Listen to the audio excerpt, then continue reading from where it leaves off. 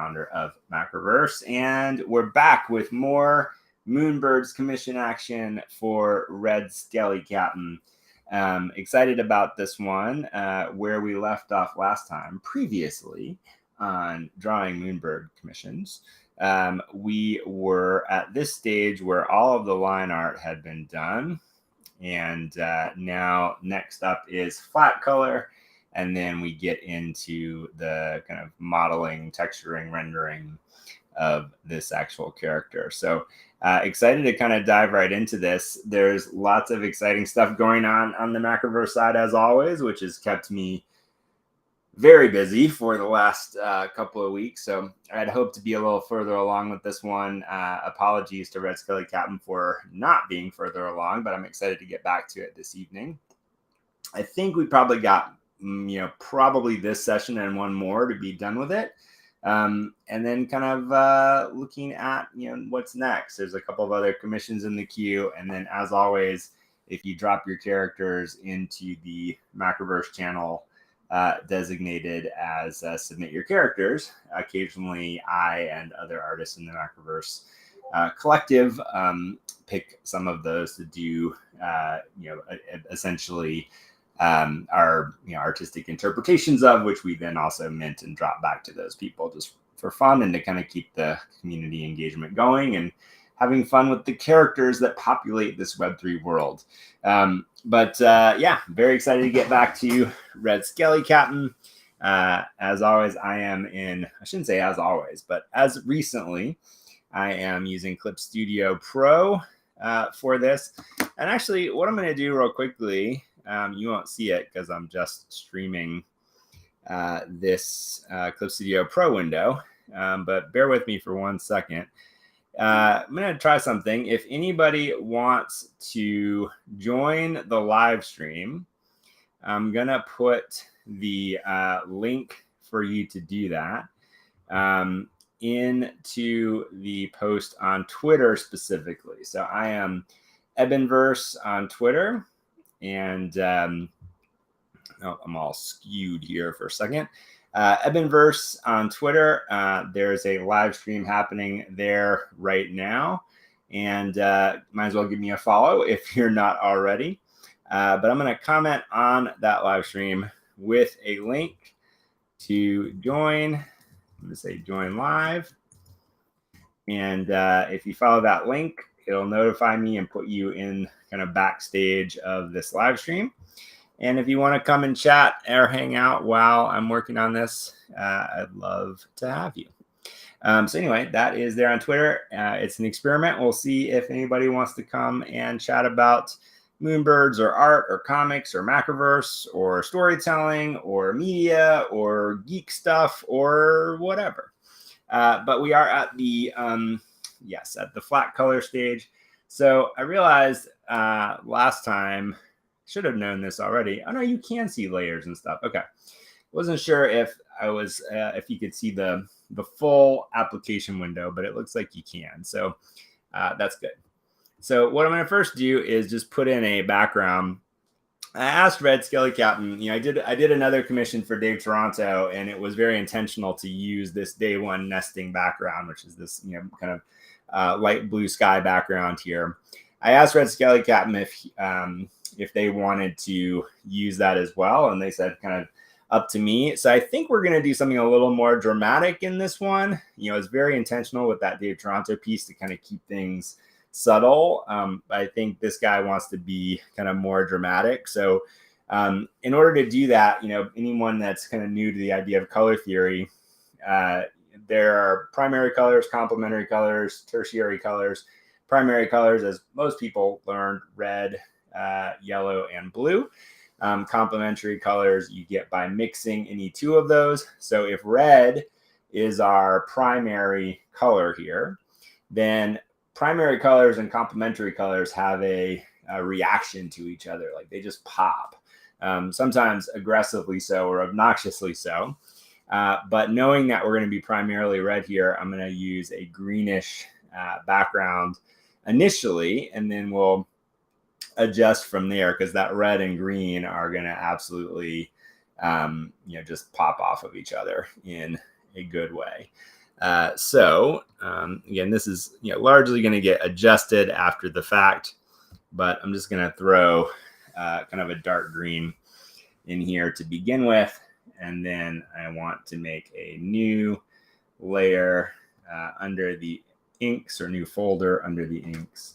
I've talked before about I'm a little obsessive about naming all of my folders and layers. Not necessarily layers anymore. I used to do that as well, but definitely folders. So this is going to be flats, or actually this is just going to be colors in general.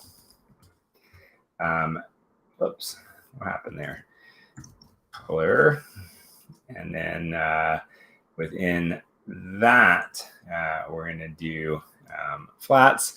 And I'm going to separate this by individual colors as well. So all that is, because I may want to adjust things after the fact, then I want to have the option to do that. So I'm really just going to actually eyedrop, which means pick up the color that's in the original here, and then come to a brush. If you've seen me do this before, I'm always searching for the brush that I want. So I'm gonna hide him for just a second. And man, this is the second time in a row you're gonna see me bust out the reading glasses. I am weirdly like a little self-conscious about that, but I think the time has come. I am afraid to say that I'm gonna have to actually give in and probably actually get glasses. It's been kind of a decade coming, but it's feeling like the threshold may have been reached, sadly. So anyway, gonna just, what I'm mostly doing at this stage is not really worrying about color as much as I am just wanting to get kind of blocks of kind of blocking out the areas that I'm going to be worrying about color. And so, this doesn't need to be perfect by any stretch. There are actually programs, which I should probably look. It's been a while since I've checked out in Clip Studio. They might even have a plugin for this, which I'm ignoring and would be happy to discover. But there are plugins now where, for the purposes of flats, again, you're just kind of wanting to get all of the different colors separated from each other, so then you can work with them. Like I say, there may be a faster way of doing this, but I'm going to do it kind of the old school way. Now I'm going to do the gold elements on a separate layer. And then just kind of tracing or outlining the areas that are going to have some version of this color. And that'll be this whole thing as well. Now let's see, that's not what I want. I want this one, that one, that one. And let's just zoom in a little bit just to make this easier as well. Nope. What is that key command? Pen P. Okay, P. Nope. P. There we go. All right. So again, just gonna kind of outline this for the moment. And then that will give me something I can fill in with the paint bucket tool. And here, just kind of bearing with this process. This is the kind of production part of this. There are comic artists that I know, and certainly other illustrators that, very often in comics, because it's such a part of the process, but it's not unusual to have a person whose job it is to just put down the flat colors. A lot of well-known colorists who are responsible for the color work in a lot of comic books have an assistant that does this part for them. And like I say, there are some plugins, and so it's it's kind of interesting to see sometimes the, this is going to have to move up here so that it's in the right place in the layer stack. Where did that braid go? There it is. But it's interesting to see the flat colors before the colorist gets a hold of it. Might be worth Googling if you're interested, because a lot of times it will have nothing to do with the actual color palette that's going to be there in the final piece.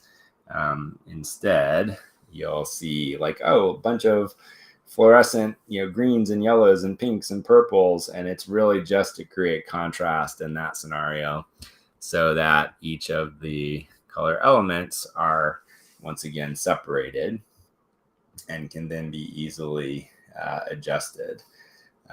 So I'm moving that up there under the inks for that. May change how that's structured a little bit later, but for the moment that'll work. And I forgot to fill in this circle. All right, so there's that part. But now going back down to the colors, I'm going to grab kind of mostly the midtones of what's in the original, and then I'll kind of work both shadow and highlights from there. So often kind of start with the midtones. Sometimes it's fun to start all with the darkest colors and work your way towards light. Sometimes you start with the lightest colors and work your way towards dark. But often for me, I go midtones and then kind of go in both directions, using the midtone as kind of the base. So that is often my approach. So let's see. P for pen. All right, and we've got basically the whole rest of the hat is this gray color. And even though I want that green in there, this will be easier to see if I just turn that off for the moment.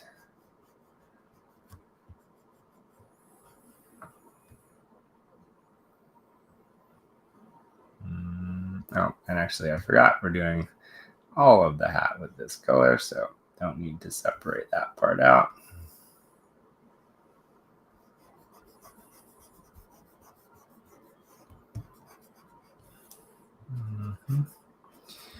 Don't think I had already seen. Oh no, actually, I think I did see Into the Spider-Verse or Across the Spider-Verse in the last session. But man, I keep thinking about it, thinking about what a glorious moment to be able to see that level of artistry come to animation.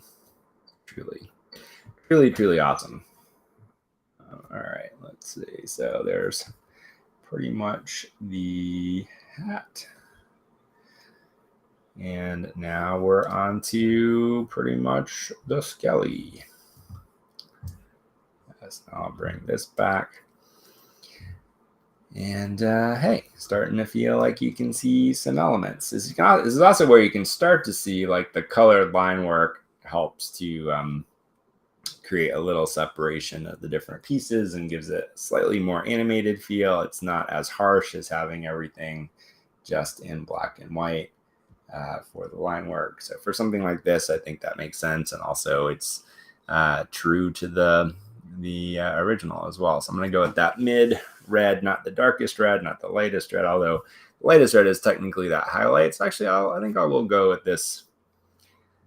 Is there a third tone? There is. So in this case, I'm going to go with that beak shadow red. And then again, we'll kind of work from there.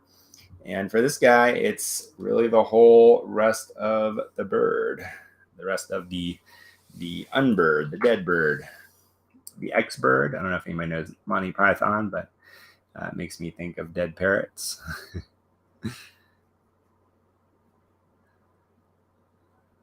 If you don't know what I'm talking about, a sketch well worth looking up on YouTube, starring the unbelievable John Cleese.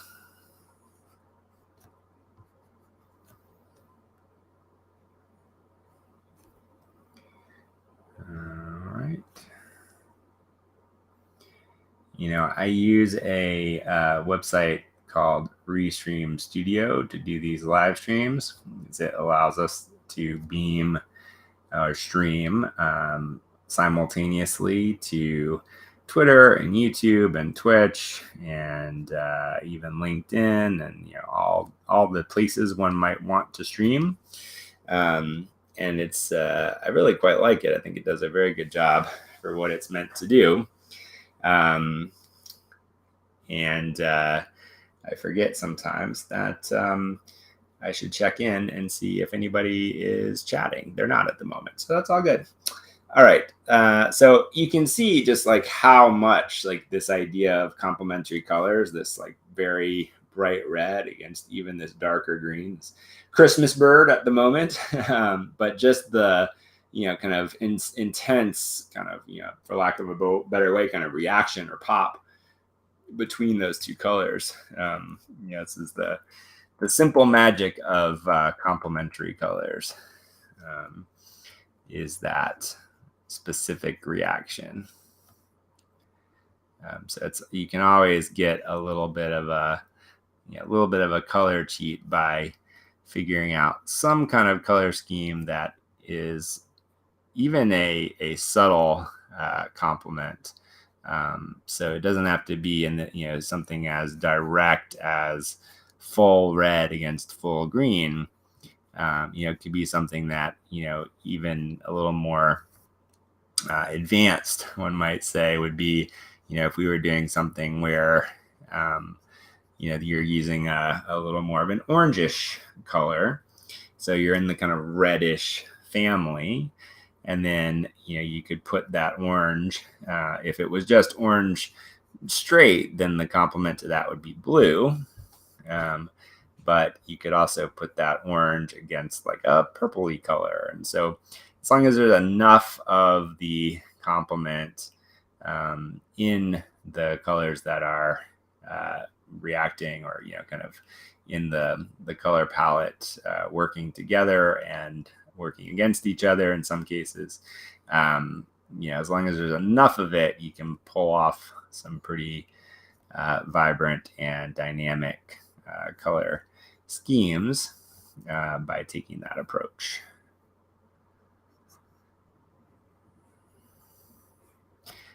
Just outlining this, like, doesn't it almost feel like there's red light, kind of backlighting the back of this rib cage? That's the other thing that's very effective with this type of approach, using this complementary color scheme.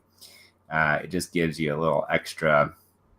If you look really closely, this is also something that you actually find very naturalistically a lot. So if you see take a photo out of your photo library, for example, and just in a very natural light kind of a setting, like let's say you're taking a picture of a red flower, just as an example.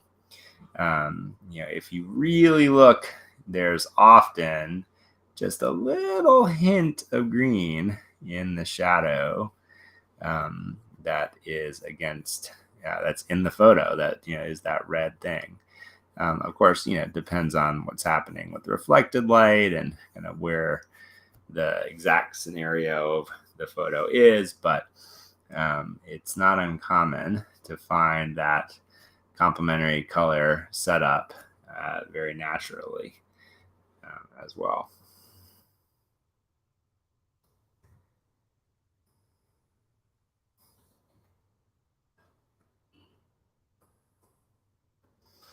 So this will just take a few minutes for me to carve out the skeleton here. Carve out and fill in the skeleton. I do like where we ended up on this rib cage. I feel like it really feels like it's wrapping around the backbone. Spine. That was the word I was looking for, the spine.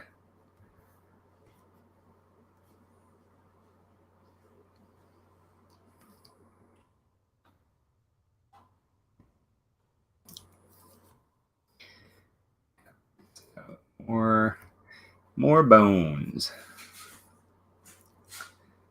Little shout out to the activity that I've been seeing for the Deadbird Society while we're talking about skeletal moonbirds or looking at a skeletal moonbird. Nice logo refresh for the Deadbirds. I like where that has come to. That's kind of like, you know, I always kind of judge these kinds of things, not all brands, but a lot of logo development and design for me comes down to like, would I want it on a t-shirt? And that new Deadbirds logo is one that I would. That would be very cool to rock.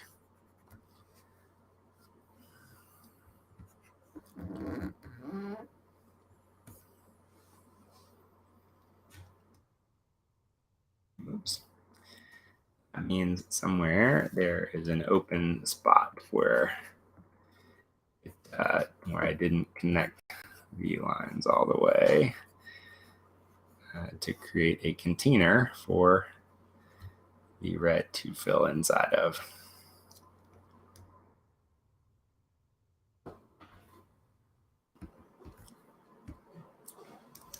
Why is that not? Probably in there somewhere.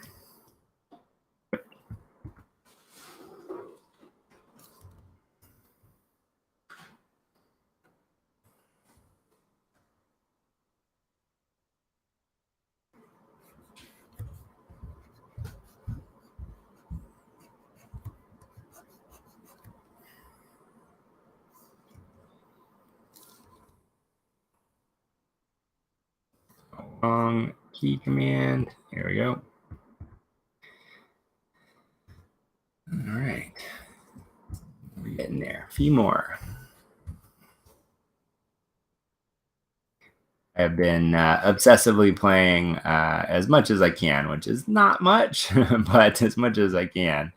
Been playing the new Zelda Tears of the Kingdom, which I love. Big Zelda fan. It's probably my favorite game franchise of all time. And Breath of the Wild was fantastic, and Tears of the Kingdom is probably even better. I think it is. So many fun new mechanics. The building is crazy. Being able to build objects and weapons and all kinds of crazy things. I haven't gotten there myself, but I've seen people online build everything from Croc torture devices, which is a whole thing happening, which is kind of interesting, to full mechs. It's pretty wild what has been done around all of that. Pretty crazy.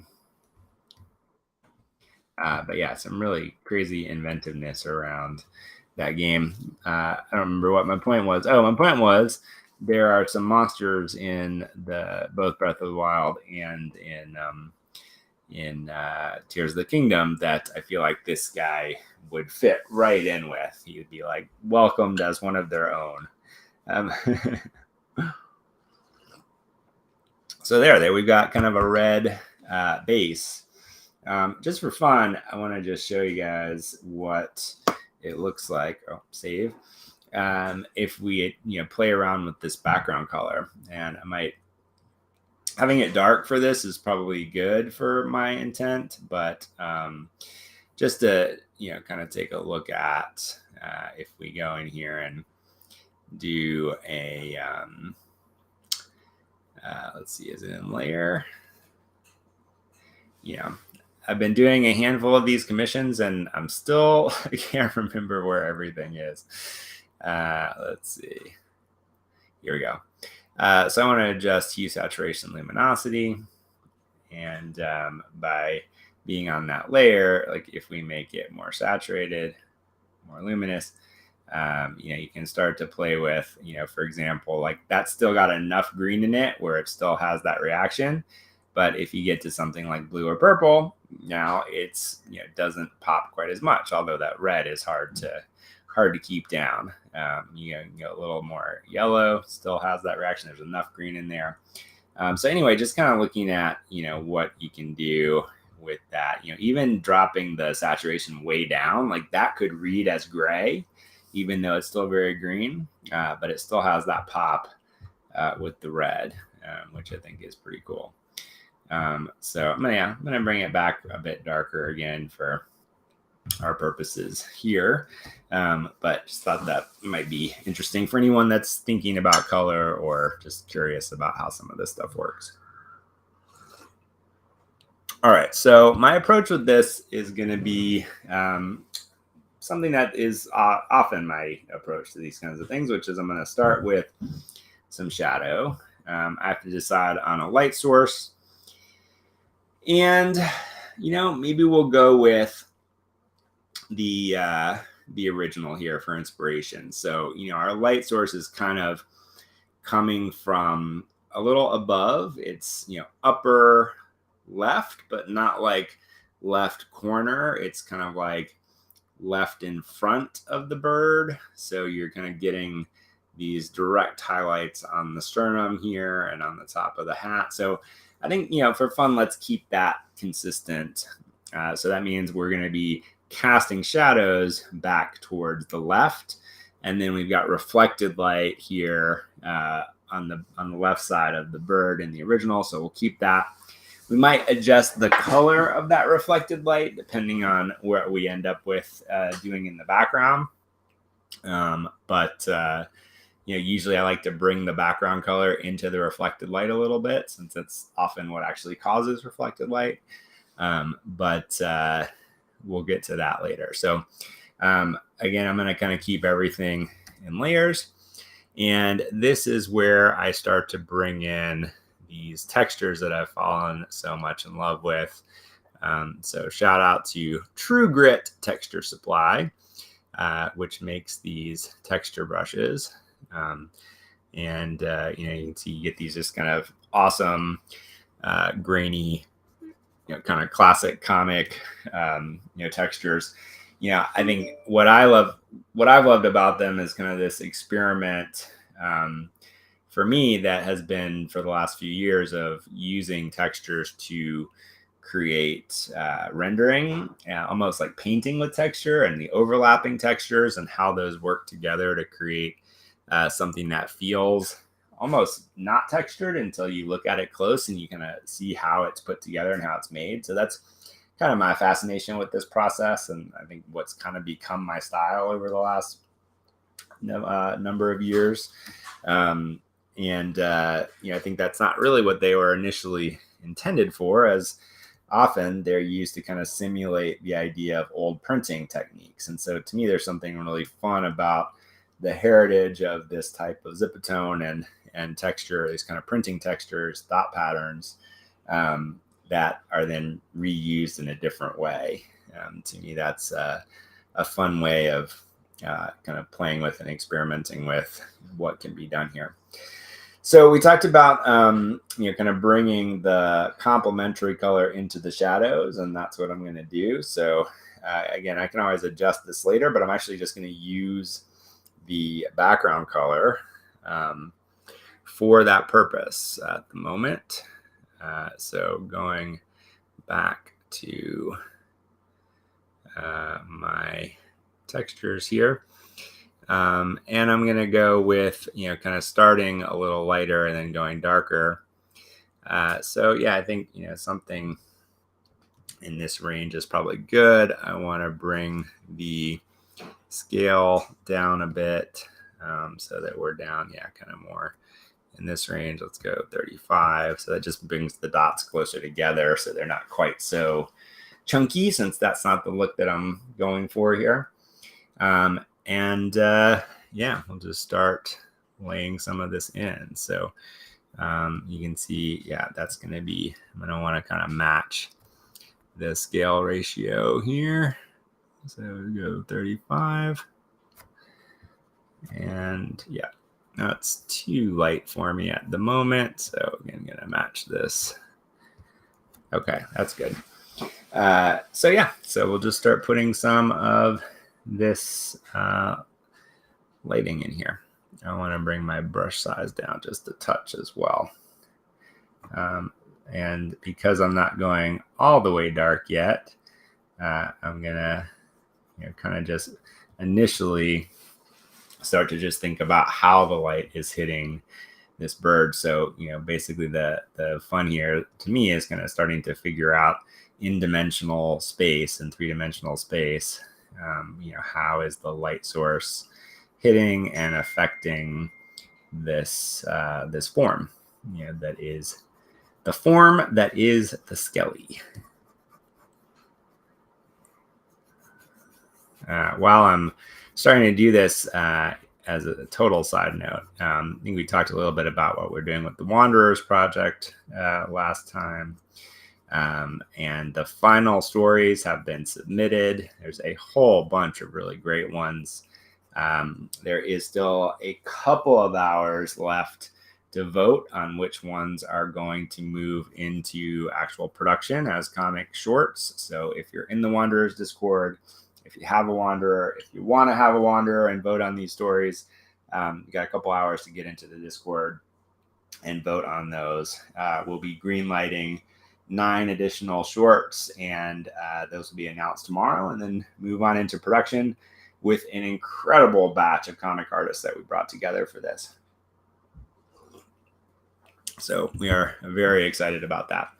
At this stage, I am not going to be worrying about that reflected light. That's something that we'll come back to. So I'm more just thinking about light source and shadow. And also, there's not going to be a lot that isn't touched in some way by some form of this texture. So, at this point, I'm not worried so much about highlights. You'll kind of get the feeling of some of that, but it's not really the main objective at the moment. Just kind of, again, figuring out kind of the way that the lighting is going to work. And again, when I talk about kind of drawing and painting with these textures, like I actually use them,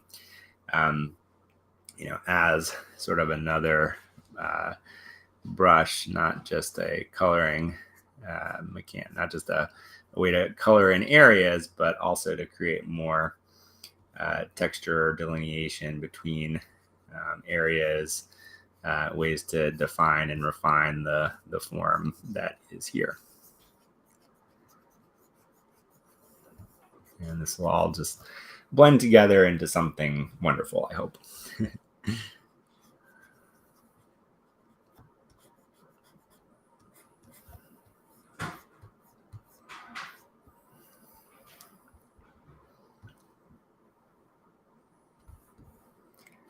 So, I'm also thinking about like where's that light source gonna hit these different shapes and ridges if this was a three-dimensional object.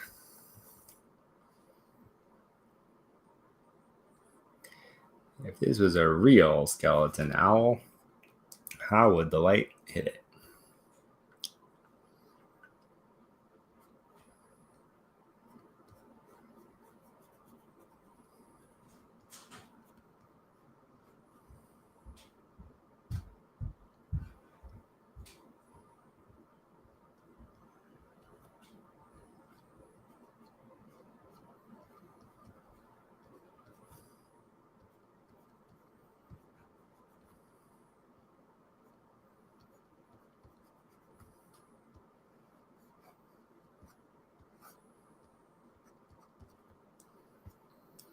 And then, of course, there's going to be a pretty dramatic shadow under the hat brim.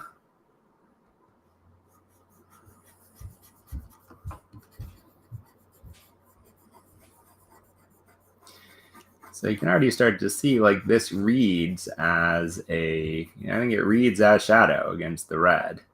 Like it feels like shadow. But this is actually that green background color.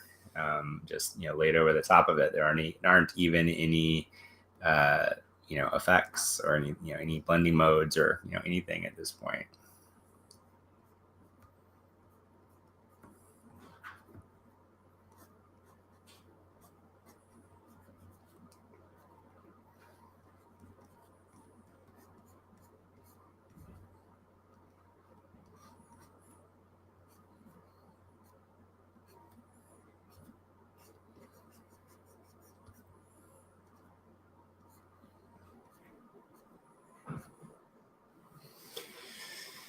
All right, he's looking pretty good.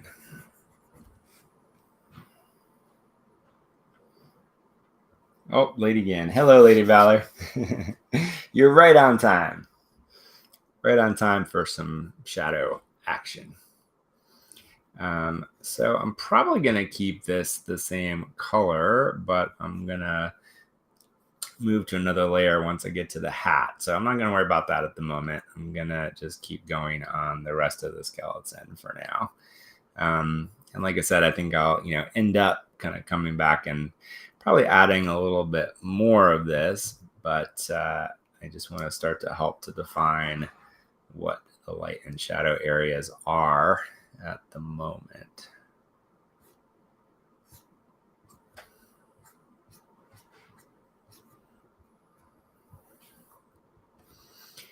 I think part of the fun, again, for me is just kind of figuring out how to create something that feels pretty three-dimensional once it gets all this, kind of rendering. You had one this morning.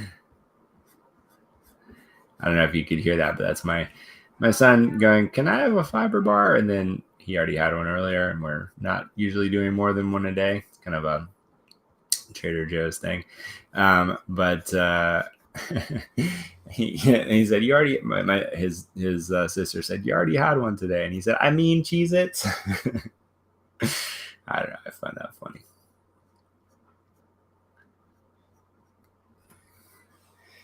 All right. Get a little of that brow action in there. All right. So then, this part of the, spine and all that is way further away from the light source. So for the moment, this is just going to get all blocked in. And then, we'll pull some highlights out of it, but we won't do that with this particular shade or tone. So this is all going to get, pushed backwards. And something about, kind of simple, at least an initial kind of thinking around light and shadow is that whatever is lightest feels like it's closest to you. Whatever is darkest feels like it's furthest away from you. So, of course, you can manipulate that with different approaches, but it's a good initial way of thinking about light and shadow and rendering and kind of how to create depth in a piece of art. So yeah, all of this back stuff that's behind the foreground ribs is just going to get fully, at this stage, muted down compared to the rest. And I think you can already start to see kind of what I'm talking about, even at this stage, the things that are not yet touched by the shadow feel like they're now in front of the things that are.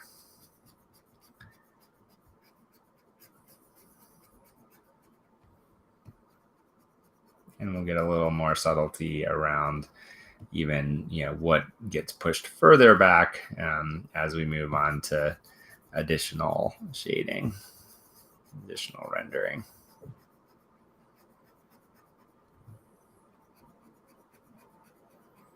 So like right there, I'm going to leave just that little highlight there. I want this part of the arm to also recede, so I'm going to go ahead and shade that in. I'll come back to that part. But this down here is also going to go back. This is going to go back. All right. So there's most of the background ribs. And then let's tackle this arm over here.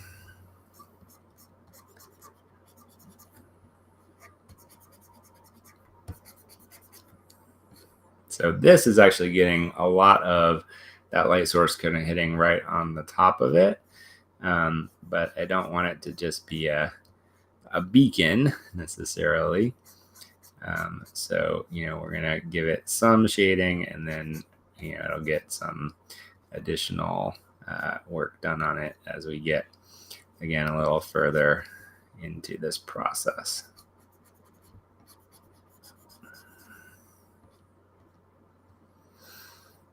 And so, and that'll be more of reflected light over there, which we're going to come back to. This joint in the arm, actually, I'm going to want to treat that a little differently. Like that part is actually going to look better if we treat it like a little bit of a highlight.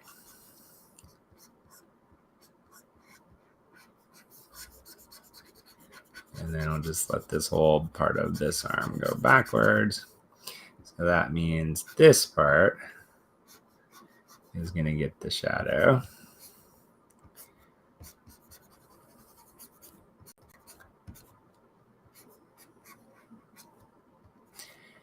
And really all of that's going to be in shadow. So I'm going to go ahead and block that in, and then we'll, again, sort of continue to make it more refined as we add more.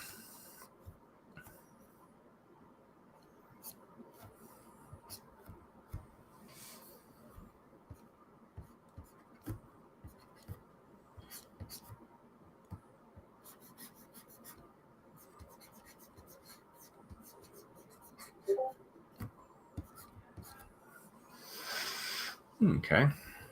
And then coming down here, these are also away from the light source, and also the ribs above are going to be casting some shadow down onto the ribs below. So we'll want to think about that as we're rendering these as well.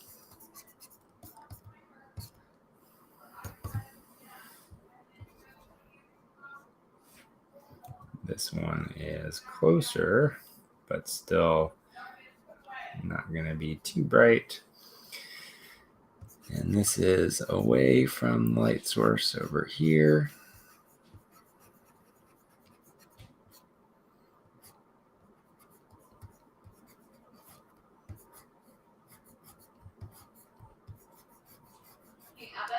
Mm-hmm. I'm on live at the moment.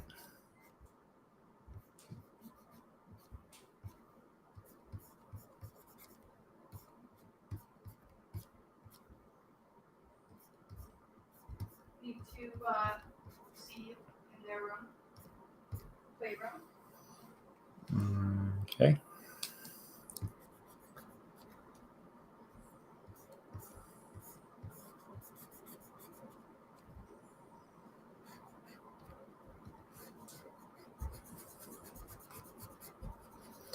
So yeah, just kind of continuing to think about like how is this lighting situation going to play out, and also kind of finding it as I go a little bit.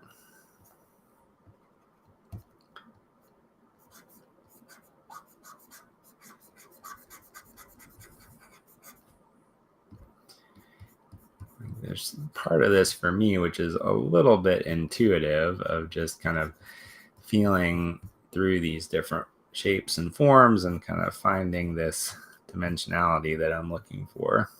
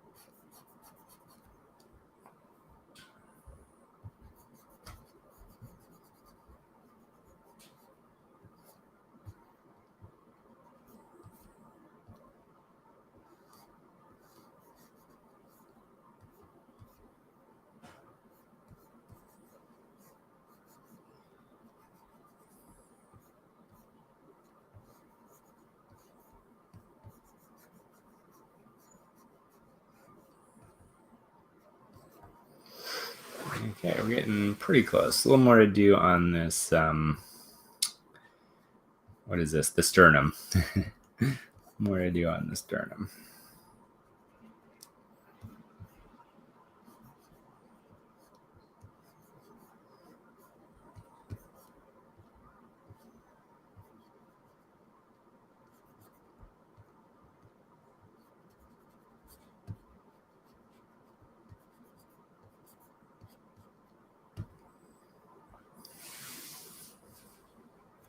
And then this arm.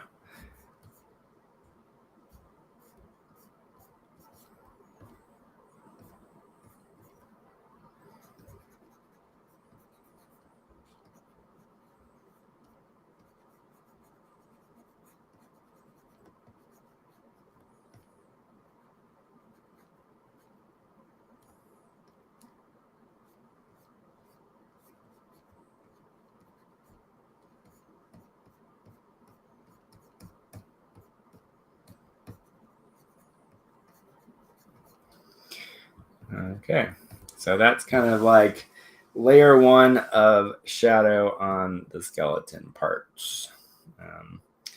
It's pretty cool. I'm digging it. So, you can start to feel a sense of dimensionality there that is, much different than just the flat line work. Like I said, I'm going to go to a new layer, save, and then kind of do the same thing for the hat. So we've then got kind of a first round of dimensionality and just getting a sense of kind of what our lighting situation is. As I said, this is still the same background green that I'm using at the moment. And because I put it on a new layer, I can adjust that and play with it later. But that's the fun of having layers and digital tools, is not locked into what you put down initially. It can also be the downside. Sometimes it's easy to just keep messing with things longer than one might need to, because you have these digital tools, which means you don't have to commit in the way that you do with physical media. So, like with everything, upside and downside. And again, because this light is coming from up here, probably are going to have most of this.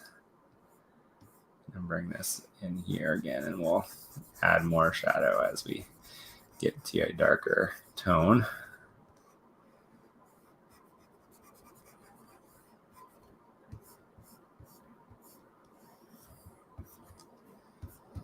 Gonna have to bring that yellow in a different place in the layer stack so it goes underneath it. Okay. It's pretty consistent. Wonder if we want this to be more like this.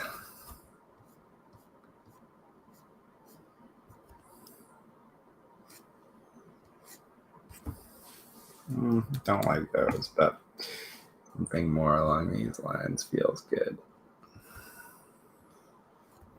for what the lighting is. And then again, we'll add to that, add and adjust.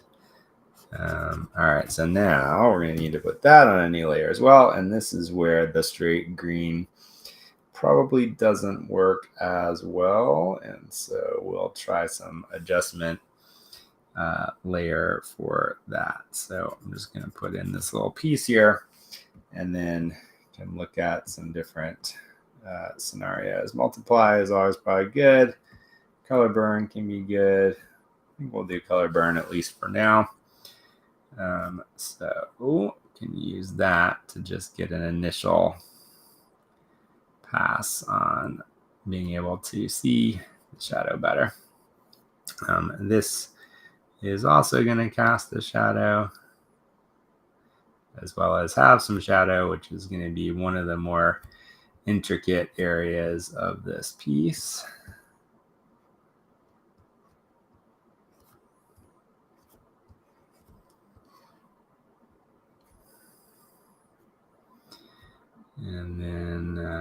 this is largely going to be being hit by light up there. So I'm going to carve this part out as being a little more outside of that.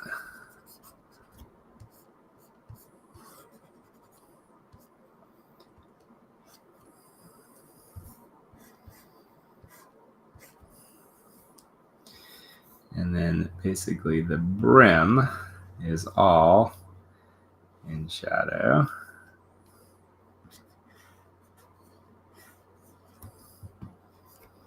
And then the light is going to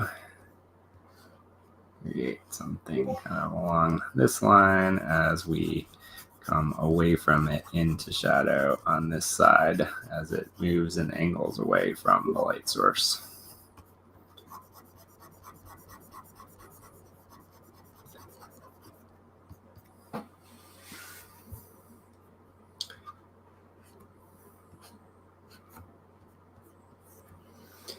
All right, something along those lines feels pretty good.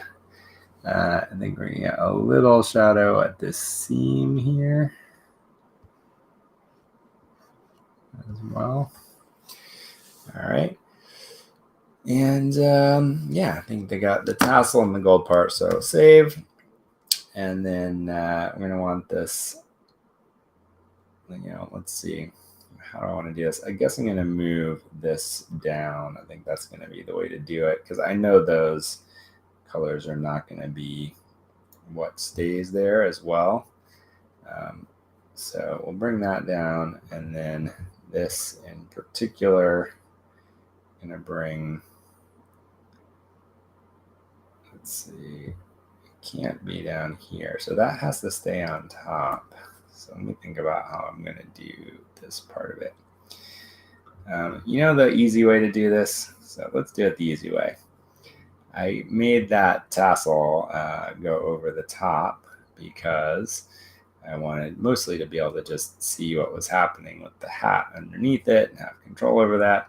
But we don't actually need this line underneath it, which is really the cause of the whole problem. So this one is going to come down into color, that line. And that's my tassel right there. This is the hat underneath. So yeah, the easy way to do this is just to, is that the right one? Yeah, just to erase this line. The eraser is not working by turning the pen over, so we'll have to go to the actual eraser. All right. Why is that not working? Oh, because I'm totally on the wrong layer. So yes, that would be why. There we go. And voila, no more issue with the overlapping. I'm sure I could have done that with a mask or something else, but yeah, that's the easy way. We'll take the easy way in this case. So then no longer have to worry about that. That's going to become a color. We'll do the same thing with the other line as well, but at the moment, don't need to worry about that.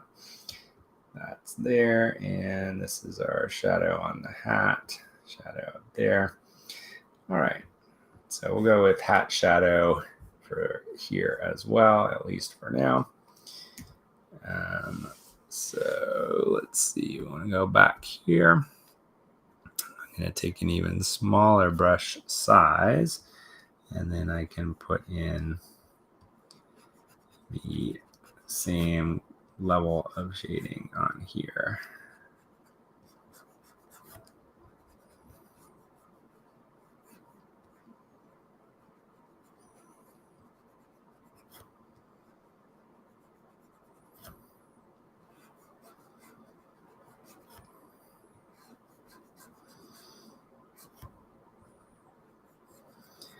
This is probably one that will become a different color, or I might use a different blending mode for this, but at the moment, I'm just kind of getting the lighting in here again. And so probably around here is where we'll start to pick up some of the lighting that's now hitting.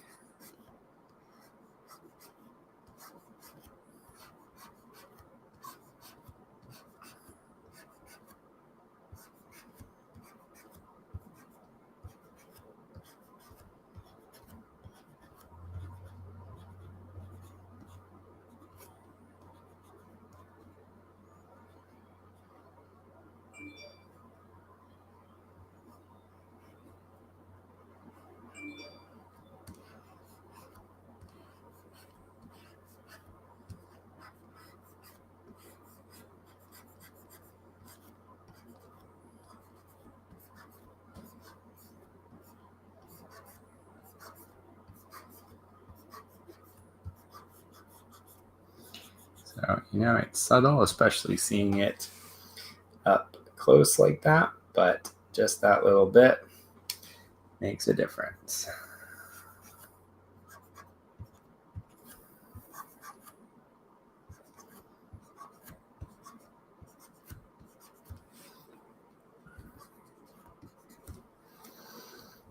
Okay, there we go. And now it feels like all of these things, even at this early stage, kind of live in the same stylistic world. So there we go. First round of shadow. And you know what? I'm not loving I often save the backgrounds for last, but I'm not loving the fact that he's against such a stark background. So in a break from typical fashion, gonna do something just to get another layer and another color in here and to use a different texture. So this is going to evolve for sure, but I'm going to get a crosshatch in here just to kind of add some texture to it and give us a little less stark, empty background to work against.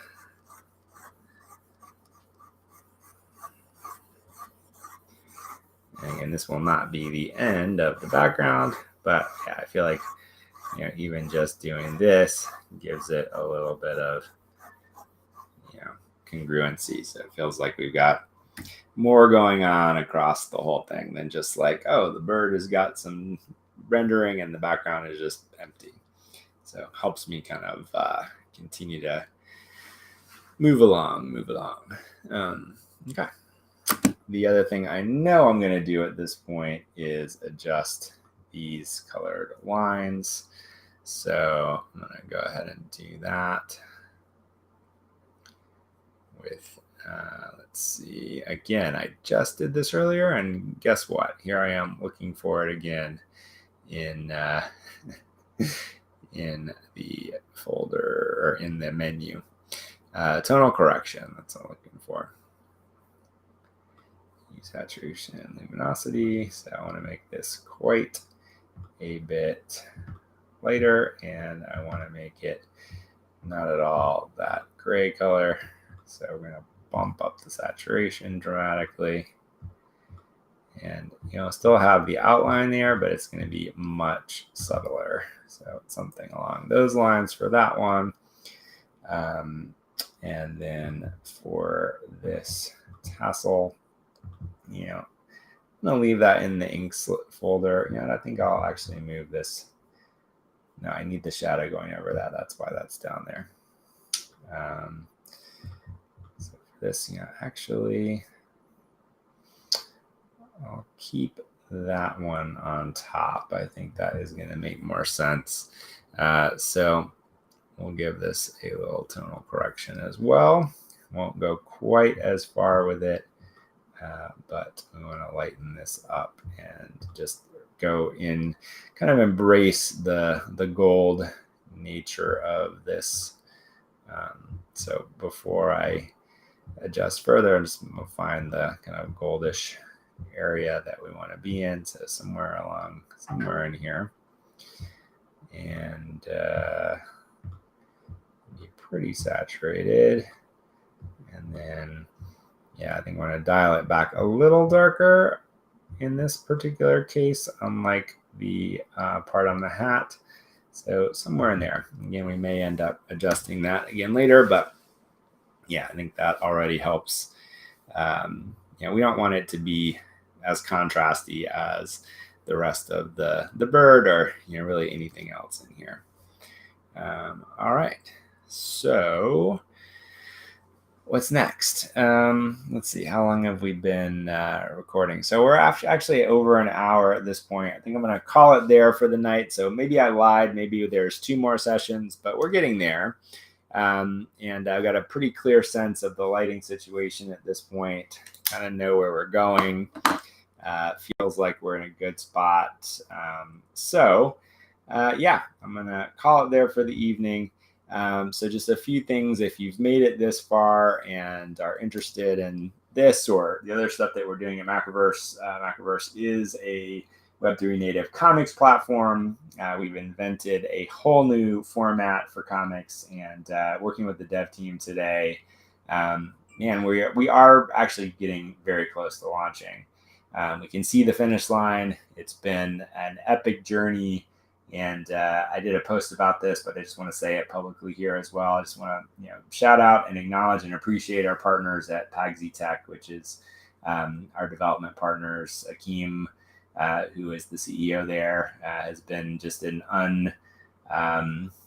unfainting supporter of what we're trying to build, even as we've bumped into some challenges along the way. So appreciate you, Akeem, and the rest of the team for making this happen on the tech side. Definitely couldn't do it without you. So I just want to acknowledge that as we move into this final phase of getting the platform ready to launch. If you are interested in storytelling and creating comics, we're doing all kinds of things where you can plug in and participate around that. Again, Wanderers is happening right now, and you've got about 2 hours left to vote in the Wanderers Discord. But we've also got stuff going on with Bushido's and GSA and Deadtown. A lot of unannounced projects that we've been working on over the past year, which will start to see the light of day. Digital Pool series, which we're very excited about, which is going to be have an exclusive physical issue 0 at Terrificon, which is a convention coming up in a couple weeks. We'll be taking a bunch of meetings at San Diego Comic-Con this year. Lots of interesting stuff happening in various areas in the content creation world that we're playing in. We've got some game stuff that we're working on, which we'll have more to say about later. So lots going on at Macroverse. It's keeping me away from being as engaged with the community recently as I would like to be and as I have been. So, Lady Valor, I know you're watching, Matt Maz, Tiny Universe, Max Phoenix, so many great people in the Discord, in the community. I just can't tell you how much I appreciate you. It is more than I know how to express with these lame words, but really appreciate you guys so much. There's so much more coming and so much more fun for us to have together. So, I'm excited about it. If you're interested in any of this stuff, come into the Discord, which is discord.gg/Macroverse. Throwing it up on screen here. And we're doing Moonbird's comic as well, which is coming up, which was through the Lunar Society. So working with the Proof team and the Moonbird's team to coordinate that. We've got some fun stuff planned in the community for holders around that project as well. And again, a lot of other unannounced things that we've been working on as well, which a couple of which I think are going to kind of be like, what you guys are doing with who? So excited about that as well. But again, lots more fun to be had. If you final thing you might want to check out of ours, we've been working with a phenomenal illustrator and graphic novelist named Jason Brubaker for many years now. We've got a brand new project of his that we're going to start releasing sometime within the next couple of weeks on our mobile app, and then there'll be collectible editions coming later, but a completely new graphic novel that we're working on with him. So more to say about that as it comes, but be on the lookout for it. It's going to be well worth subscribing to the Macroverse app to be the first to get that story. And he did a very fun little side project, which we've been putting out on Twitter, called Written by AI. As of today, I think we're at episode number 87, something like that. There are 100 episodes. We're about to reopen minting for collectible editions of these episodes. We stopped doing that when gas was going crazy a couple months ago. But I think it's died down enough where we can make those available again. So be on the lookout for some announcements about that in the relative short term. And we've got another larger announcement we're expecting to make around the end of this month about a brand new project that we've brought under the Macroverse umbrella, and some very cool stuff that we're doing there. So just, lots of stuff to get into. It feels like we've been waiting to talk about a lot of these things, and I keep teasing them every session, but progress happening everywhere, and I hope people will stay around and plugged in to see it unfold, because I am certainly excited about it. So, hey, Ronald, nice to see you as well. So with that, I know you know what I'm talking about. With that, I'll say good evening and farewell, and we'll be back. I'll be back. And with that, ending the stream, GM.